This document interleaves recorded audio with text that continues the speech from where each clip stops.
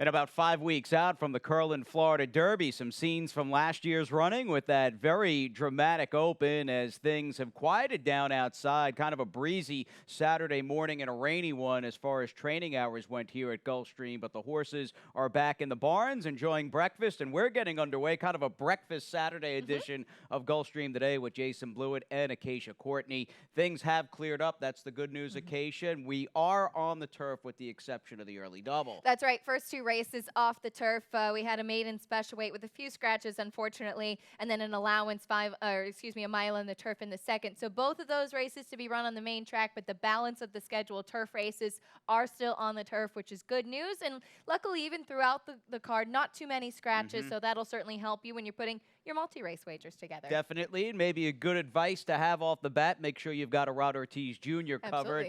Rod walked away with a 5-win Friday afternoon here at Gulfstream Park, and he'll see plenty of action a week before he leaves to ride our Pegasus Dirt winner. And Mucho gusto. Mucho gusto. Mucho macho man. No, mucho gusto for Bob Baffert in the inaugural Saudi Cup. So Rod, no doubt busy this afternoon, including his brother Jose Ortiz. And once we have, I should say, the rundown for next week's Stronach 5, hopefully you'll get busy with the past performances and the study time, because how do you like that carryover? That's a pretty nice carryover. And you know what? That'll be well bet into as well. 160, almost 168,000 in the carryover for the Stronach 5. That does always include our Stronach Group tracks. It's every Friday. That'll be the eve of the Fountain of Youth next Friday. So certainly a great weekend to get some action in. Definitely. Couple of key carryovers, or one guarantee and a carryover on this card, currently listed as good and good. Main track did get quite wet this morning, but as we know, this is a main track, especially on a blustery day, that dries out in a rapid type fashion. 11,000 plus carried over in that super high 5. That won't begin until race number 3, and a $250,000 looks pretty good from here, where Acacia and I are sitting in that 20-cent jackpot Rainbow 6. That includes a couple of stakes, which is really great. It does. We have 2 stakes on the program today. One is a grade 3, the World of Trouble, a little bit later on. So we're looking forward to that. And of course, the super high 5, any race with 7 or more runners. So that does start in the 3rd. Keep an eye out for that. And 3 pick 4s today with the 12 race card. And a massive favorite to start. Couple of key later scratches, still early scratches, but losing American Goddess and the 2 Uncle George after that initial, I guess, round of scratches. We had tweeted them out earlier this morning, about an hour ago, give or take. So this is going to be an early pick 5 that begins with an overwhelming favorite in the 5 Union Colonel. Yeah, and we'll show you my ticket. I probably could have singled Union Colonel, but when I had put this ticket together,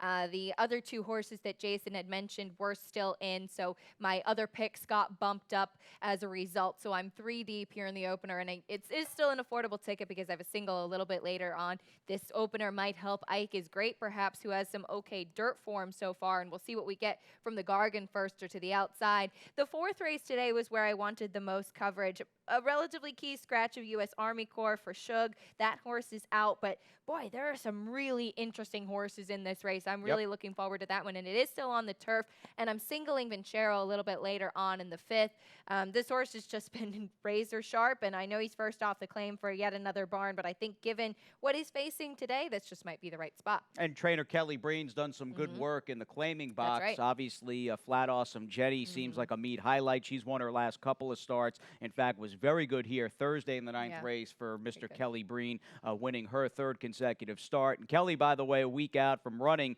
as seen on TV in the facing Tipton Fountain of Youth next Saturday, February 29th. I had bumped into Kelly middle of yesterday afternoon. He told me the horse worked pretty well yesterday up at Palm Meadows. What a game horse he is, too. Really game performance behind Chance It last time out, and we'll get to see those 2 rematch. We'll also see Dennis's moment off the layoff since the Breeders' Cup, and Kelly in action today in Epic Dreamer a little bit later on in the stake. Yeah, very dangerous in the World of Trouble sprint against the duo from trainer Jason Service, who fittingly has the 2 favorites by a wide swap there, considering he trained World of Trouble to multiple grade 1s. But we've also got a trader in the mix here in Mark Cassie, who won multiple grade 1s last season, including the Preakness with War of Will, and he is teaming up with War of Will's rider in Tyler Gaffleone and the owner in Gary Barber.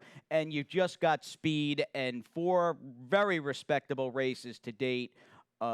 2 on the turf, 1 on the synth. Maybe that's the one sort of gray area with the 5 Union Colonel, but he's the measuring stick this field has to go against. He is, and he was probably going to be a relatively short price, if not a very short price in this race when it was on the turf, given that very good effort last time out where he just almost got there. That was a tough defeat, very close photo, and he just couldn't run down the wire-to-wire winner. But that race was productive with 2 next out winners, and he's run well, as you mentioned, on the Tapeta at Woodbine and on the main track at Churchill. And I thought he was a real standout last time out, just physically. And we've mentioned this before, sometimes second time at Gulfstream for these Woodbine shippers. I had alluded to the Gargan firster on the outside, King of Rock for Randy Hill and Dean Reeves. We'll see how this colt by race day, who just didn't really have a ton of turf pedigree. So maybe being on the main track will actually be a blessing in disguise for this one. Absolutely. If he can run a little bit, he's going to be a big factor, and Yeah. he could really give Union Colonel a run for his money, and the rail horse Ike is great, who lost to an okay Jorge Navarro horse last time at Tampa in Conquest Day. Let's move on to the second here. We stay on the main off the turf again for both halves of the early double. Field of 5 in a race laden with early speed types, and I combine a likely lively pace with what will, I think, be a pretty taxing 1-mile trip for this group of 5 3-year-old fillies. And I just in drawing the race up from the outside with good reason for him, I'm just gonna stay with the 9 Hartling, who obviously can handle dirt and/or turf. Yeah, he's been very good in his last few starts, going at 6.5, then out to a mile, then 2 turns on the grass. So he's been in really good form and popular in the claim box. And Michael Pino been active in the claim box at Gulfstream lately as well. So this one first off the claim for this barn. I did think that Napa Rules, who I thought was better on dirt and was wondering about the turf try today, but they get to stick on the main track and just, I know that this one could potentially be part of that pace, but with the Rat Ortiz and just the very good main track races, that's kind of what pushed this one over the edge for me. Now, Todd Pletcher may not need any help pushing anything over, not only in the third race, but beyond today. He's got a busy Saturday on this 22nd of February, 2020 ahead of him. However, in sizing up just how this 3-year-old maiden special weight on the dirt shapes out on paper anyway, 5 firsters in the race. 2 are trained by Todd Pletcher. And evidently, I had picked the 7 Ellis Island just thinking kind of in a traditional sense, this was the one that Johnny V wound up on by Will Take Charge out of Amacho Uno Dam. Evidently, though, there has been a ton of buzz. I noticed the phenomenon on Twitter a couple days ago that this number 4 horse, Liam's Point, essentially is the goods. He's created quite a bit of hype, at least as far as Twitter's concerned. He has been. Well, he's been training in company with Spice is Nice, that really impressive $1 million plus purchase for Todd, who was just fantastic first time out. And it's funny, I watched a couple of his recent workouts on XBTV, which you can take a look at as well. And I can see why Todd just seems to always have her training with colts, A, because she's so good, and B, because she's so big. Yeah. She really is. And Liam's Point was almost kind of dwarfed by her, but he was keeping up with her. And I think that she's the goods, and this one looks like he's going to be very strong as well. Ellis Island is interesting. He was a vet scratch earlier this month, and so we do get to see him now. But he's got a little bit, definitely dirt pedigree and some horses that were good in the family on a wet track as well. So if there is still some moisture in the track by race 3, that should be no problem for this one. Now, you'll try to split the Pletcher horses with the 1 Malibu Edge, who of the non-Pletchers, it looks like Shug's got this now 3-year-old by Malibu Moon, who met some good company. 2 of his 3 races last year between Toledo and Gouverneur Morris. It looks like he might still, of course, be a work in progress, but we might get the best race to date from the 1 Malibu Edge. I think so, too. And I know that maybe this one just hasn't run great in his start so far, but this kind of layoff and adding the Lasix for Shug is just an incredible numbers for this barn, just giving them some time, kind of going back to the drawing board, and certainly have to respect what Shug has done with horses like this. Definitely. Let's move on to race number 4 as our good and good at this point Saturday card continues.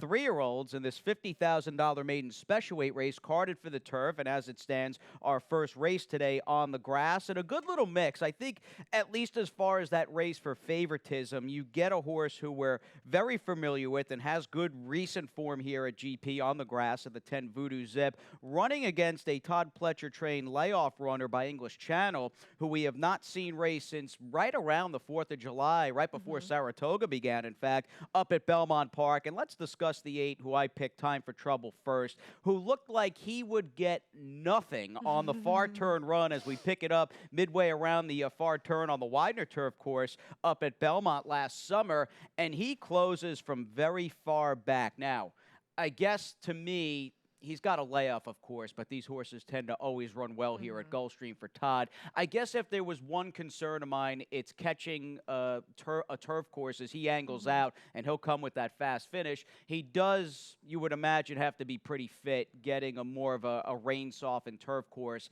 And I am no longer as tied into just the New York fields and the horse population up there. But I just from playing around with Formulator, it looked like this race might have been on the softer side of things right before Saratoga began. I agree with you, and that was one of my concerns about him as well. And then especially if he tries to have that late closing running style like he did with some moisture in the turf today, I'm a touch concerned about that. But that said, I mean, certainly you've got the good connections, and this one, another watching his work in company with Sombeye, obviously an older stakes-faced horse, and they were keeping good company in the morning as well. Not to mention English Channels just being 3 now, having a chance to get some maturity. Sure. I think especially with that, we might see a little bit of a better effort. I did actually elevate Voodoo Zip when the I had some interest in U.S. Army Corps in here, but I thought Voodoo Zip got elevated a little bit with the rain and the turf this morning because this horse ran so well on a good turf last time out. That race has proved to be relatively productive with a couple of decent next out winners. Blinkers go on for this one, and I think he's going to show some speed, which tactically on this turf I thought could benefit him. Could definitely benefit him. He's a major player and makes a lot of sense. And then some sandwich between Todd and the Gargan horse. You've got Very the interesting Chad first time turfer, the number 9 Vintage Print, who cost just shy of $2 million. Very much at least as far as the immediacy goes, it's more of a dirt pedigree with Molly Morgan, who I think a lot of us remember being trained and winning a bunch of stakes for Dale Romans. But, I mean, Chad's the master when it comes to getting horses transferred over to the turf and maybe even turning their careers around. Yeah, I mean, you look at a horse like Instill Regard, who was also owned by Larry Best, cost a lot of money, and they switched him to the turf, and that seemed to be where his home was. So I wasn't really 100% sure what to do with this colt by Curlin, but interested to see him as well. And I thought the 2 Uncle Fester might be interesting. This is the half-brother to Morticia, who obviously is a sensational turf runner, and it's been a very strong turf family. So I think that this one might be a little bit interesting as a firster for Rusty Arnold. 3 pick 4s today, Acacia. Let's get on to the opening leg of the ever-popular middle 4, an older main track starter optional claimer that features a bunch of just grizzled veterans in this race. You obviously like the 3 Vincero, and he's very dangerous. I took the 6 Alustra, who didn't maybe fire. In fact, he didn't fire close to, I think, his best, even looking at his recent work last time out against Soldado. I'll give him a little bit of a pass for that race. An easier spot in general today, and I think just from his post and that good cruising speed that he has, he's going to run a nice one for Terry Pompey. Yeah, stretching out to the mile, and he's run at 7 furlongs before. He's never gone the mile before, but I think with the speed, that'll definitely be good for him. And the barn has just been going great lately, too. I think Vincero is maybe a touch better, a little bit shorter, but I don't mind him at the mile either, and I thought there could be a case where he would dictate, and I like seeing Paco up. And I thought the 5 Tufo was a little bit interesting, who I know it was taken off of the turf, but it was a really good race back in December with an 80 Beyer speed figure. I thought this one might be a little bit interesting. Let's turn our attention now. Second turf race on this good and good Saturday card will go in the 6th this afternoon. Big field, in fact, in this 16K claiming race that sees me more or less mid-pack to the outside. In fact, you and I just boxing up the try, the 5, 7, and 11. Mike Maker's got the 11, the Mighty Judge, off the claim. This is with Peace and Love, a pretty high-profile first off the claim move from some under or off the radar type barn. So I do like that with the 11 Mighty Judge, but respect the 7 Let's Go Mick for Danny Gargan, who could have a big day, certainly opening half to this card. And then we've got the Barkley Tag horse, who makes a lot of sense too, a class dip for the 5 on the captain now. Well, that one, the main thing with that horse, as you just said, is the class dip. Second off the layoff, Let's Go Mick takes a class drop as well. First time in for Gargan, and has Irad Ortiz, not to mention, I know it was a dirt race at Hawthorne, but the race proved to be very productive with 2 next out winners, both of them getting an 83 buyer. Well, we've got 2 stakes coming up, a battle of a couple of very talented Into Mischief fillies in the Any Limit Stakes, and more after this. It's the dawn of a new day in racing. All attention is on the safety of the horses from more professionals than ever before. Our eyes are on the prize to gallop past the old era towards a reinvention of our sport. Take your place with us now. This is it. The future of racing is off and running. It's all happening at each of our world-class venues. Our new vision for racing will drive us past the finishing line, heralding a new era for the sport. When betting, avoid the rush and allow First Bet to give you a leg up. Our app uses real-time data to help you make your bets with confidence. Enjoy a new vision for post-race entertainment. From the oval to the stage, the after party, and beyond. We invite you to the future of racing. A first of its kind. Well, it wouldn't be a Saturday here in the wintertime, in this case on the 22nd day of February, without a big action-packed 12-race program here at Gulfstream Park, and a light breeze coming in off the ocean as we switch back to beneath the bright lights of our clubhouse studios. Acacia and Jason, glad you're with us for the second segment, and our countdown not only into the program today with the off-the-turf early double continues. We're just 7 days out from the February 29th facing Tipton Fountain of Youth. We absolutely are. We hope you'll join us. It's a leap year Fountain of Youth as well, and thank you to Fasig Tipton for the continued support. And of course, last year's Fountain of Youth winner, Code of Honor, went on to do some spectacular things. So we're excited to see who's in the winner's circle this year, and it's shaping up to be a stellar field. Now, as Jason had mentioned, we did have some rain overnight and this morning, so a couple of Fountain of Youth workers didn't go this morning. We'll likely see them over the next couple of days. Mainly Chanson and Dennis's moment. We've got the Remsen winner, Shotsky, coming in. I think he ran last. Withers or the Jerome and ran an okay race up in the Big Apple.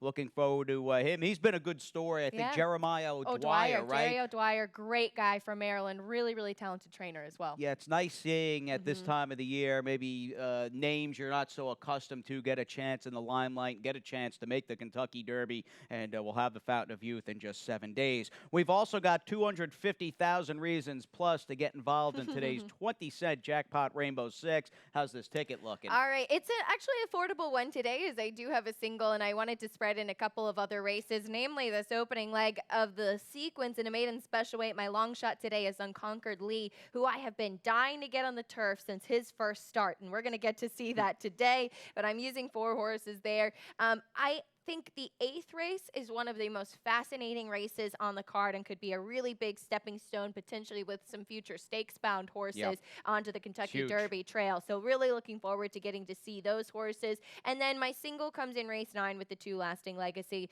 This one just seems like a really in a great spot for Jason Service, who, as you said, fittingly has 2 runners in there of the World of Trouble Sprint. So we're looking forward to that.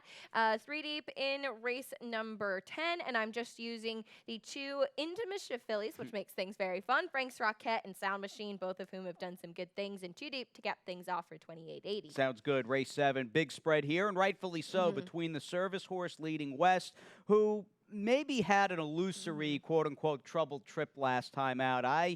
I'm on the fence whether this horse was in traffic and had no run or was just flat out on empty and was very much one pace with no punch. We'll see ultimately how good he is. You take my price away. Well, yeah, I like this horse. And, you know, playing around, you're a pedigree geek like I am. Looking at the bloodlines, the DNA of the 7 Unconquered Lee, and this turf work, and we've got everything in a nice, neat package. We'll bring up the Blue It's Bullets. The video you're seeing is from the morning of February 9th with this horse breezing in company for Ben Perkins Jr. up at Palm Meadows. This is a big-time turf work from a horse whose sire Lee, maybe best known for being a multiple Grade 1 winner on the dirt, including the Don, but he was a top-class turf horse, too, with 3 high-level wins. And I love that the dam not only by Good Journey, that she won 4 turf races for $130. And this workout's really impressive from this horse. I loved how he had a target, really swept by very easily. You see him with that big white face. I love how he got over the turf. And we had talked about this in his first start, that he had been such a sharp worker at the 2-year-old sales, but he doesn't have a lot as far as size and physical overall scope to him, but he's very muscular, very compact, and you see that fitness as he pulls away on the grass. And I had noted even from his first start that I would have loved to see him on the turf. So that was a little bit of the play for me from a physical standpoint, and then he's got the pedigree to back it up. He does. We'll see. Chad's got a Colorado bred, which is very neat. The 9 pricing exercise, who's by Palace Malice, much like Chad Struchter, won the BC Juvenile Turf Race last fall out at Santa Anita Park. He's probably going to be live with the Rod Ortiz Jr. There was kind of a nondescript, though, female family, right? Absolutely. The immediate family just didn't have a ton, so I'm certainly expecting a very interesting horse, and probably has a great physical as well to have that price. And certainly, you know, with the Chad Brown firster on the turf, going to get some attention. I thought the one leading west, as you mentioned, maybe, you know, kind of didn't really have much to run. I don't know. I don't think he was going to beat the horses that beat him in that race, and then kind of packed it in when he was cut off and not having room to run in the stretch. But I really kind of thought the race, maybe 2 back, was probably the one he should have won. And he's obviously a key contender for Jason Service, who's got the 1-2 punch coming up a bit later in the World of Trouble Sprint. Now, as far as the late pick 5 is concerned, I used both Service runners in our featured race, the World of Trouble Sprint. I debated, because I'm a fan of Fast Pass, but ultimately, I think the Service horses, just as far as their ability goes, they're clearly on paper anyway, and from what we've seen in the past, over in their own little corner, and the other horses are going to have their work cut out. 3 deep to start things out. I used the Into Mischief fillies in our co-featured 11th race, the Any Limit, and I debated whether even to put a ticket in, because I will play this ticket for 18 bucks, but I'm not using anybody else outside of Blewett in the last race. So not trying to take the easy way out. It's just the reality. I can't play a late pick 5 where I'm using other horses in the last, and if Blewett runs big and gets beat and still hit the thing, I can't ethically do it. You know where I'm coming from? I totally understand. So we'll all be cheering on Blewett a little bit later on. Second off the layoff, he's in the last race, and pretty excited, and hopefully we'll see Blewett in the winner's circle. I hope that's the case for sure. Very good 8th race. You had touched upon Acacia in talking about the big 3 in this race that you used in the Rainbow 6. Cost Basis, who's coming out of just a monstrously solid field and maiden win in early December at Aqueduct. The number 8 horse, Violent City, for Ian Wilkes, and the 7 Silver Ratio. This is clearly maybe a stakes-bound trio in this upcoming Saturday 9th race or 8th race for 3 different trainers. Here's Silver Ratio's last start. We only pull 1 replay, but I think it's worthwhile looking at this colt by Liam's map. Perhaps the quality down the line of this field, maybe that's a little bit of a gray area. But to me, it looked like Liam's map never really wanted any part of going 6 furlongs in his debut, where he was under a very long drive, and it took him basically the entire stretch to finally wear down that horse inside on the lead in Mr. Philly Dilly. I think he's personally going to love stretching out and getting a little more real estate to play with today. He has such a big stride, too, and in watching him in the mornings, watching some of his workouts, too, I really think he's very good, and I loved him in that last start. And I agree with you. I don't think that was what he really wanted at all, and still managed to kind of gut out the victory. So I'm excited about this horse and getting a chance to see him again. Also, loved the performance, the debut win from Violent City, who was a standout to me physically. I had liked him going in, looking at the pedigree. Palm Springs did come back to win, and Violent City beat him very soundly. And maybe we don't always see Ian Wilkes winning first time out. So I played around with some formulator stats, and here's one we'll show you. Maiden winners last time out making their second start. So when they do win first time out, they come back and they continue to run well. So those that are sharp continue to be sharp, and I thought that this was a very telling stat for 31% win and 69% in the money. Again, not a lot of first out winners, but when they come back for their second race, they're sharp. Very much, I'd say, a move or maybe even a mold. Cut in Carl Nafsker, obviously a great old school Hall of Fame trader who Ian worked for, rather, for many, many years. Cost Basis, I know we got to pick up the pace.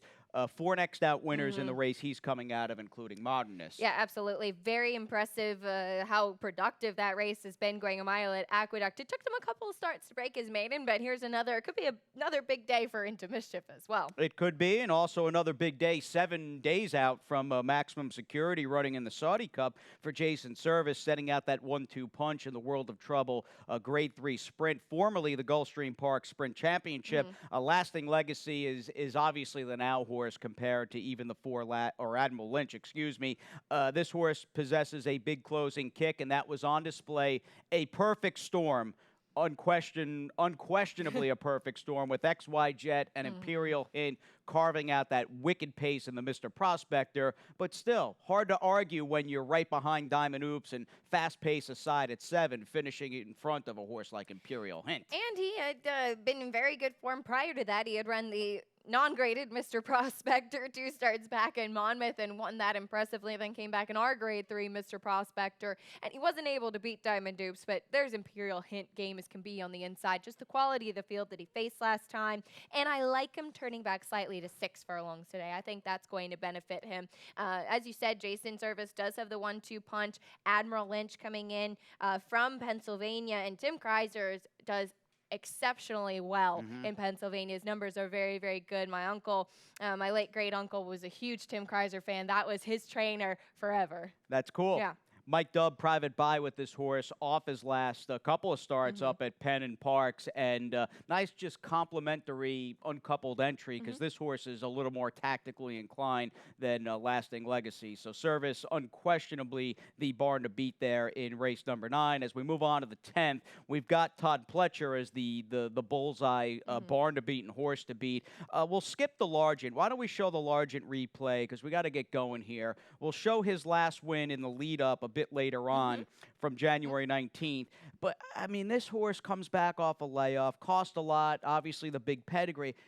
I thought he looked amazing in that race. I loved how he came off of the layoff and finished up. I thought it was a solid field that he faced as well with Kadar for Maker, Stablemate, Bourbon and May, just some good horses he was running against. And it looked like, I mean, he has never run a bad race in his life, though there have obviously been some hiccups along the way. But I'm glad to see him coming back right away after that big win. And I thought the 7, Mustaqim, the Australian bred for Kieran, really took a big step forward getting distance. I know Ice-T didn't come back with the strongest performance, but I like this horse today, and I think he's going to be a bit stronger second off the bench. And 2 former 3-year-olds from last season, Award winner and Bourbon War, are back and look a little different on paper, but are both trying to jumpstart their 4-year-old campaigns. Very good race, kind of a 1 to the 1A of the nightcap, which is a dirt allowance race at a very high level. But before then, we got to talk about the Into Mischief matchup and kind of the local versus the away game filly between Sound Machine and Frank's Rocket. Safi, of course, sending out Sound Machine, who I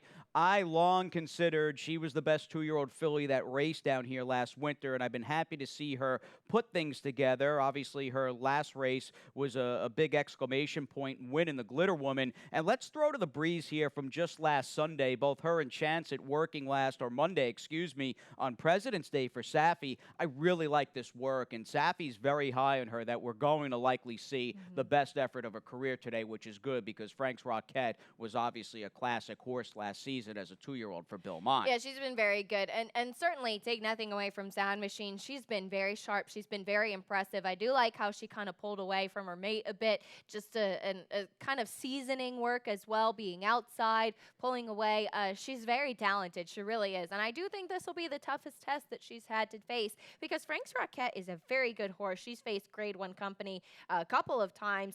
And obviously, I'm sure it was a bit of a disappointment to run into Perfect Alibi a couple of times and then in the Frazette, which I think might have been a touch long for her. So we haven't seen her since October, but I like her to turn back to sprinting. And I think even in those Saratoga races, she's got a lot of quality to her. Not many Belmont horses I can think of are ready to go by the mid to late portion of June at a very high level during their 2-year-old seasons.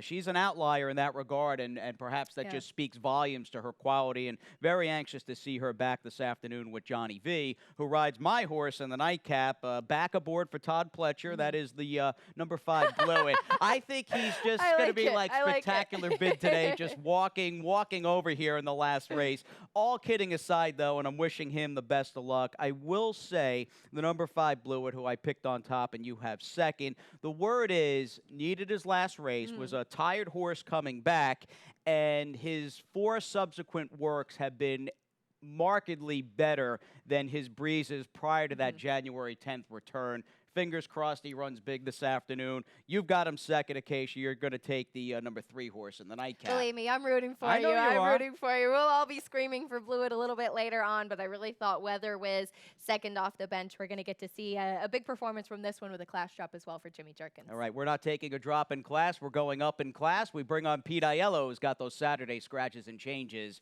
up next.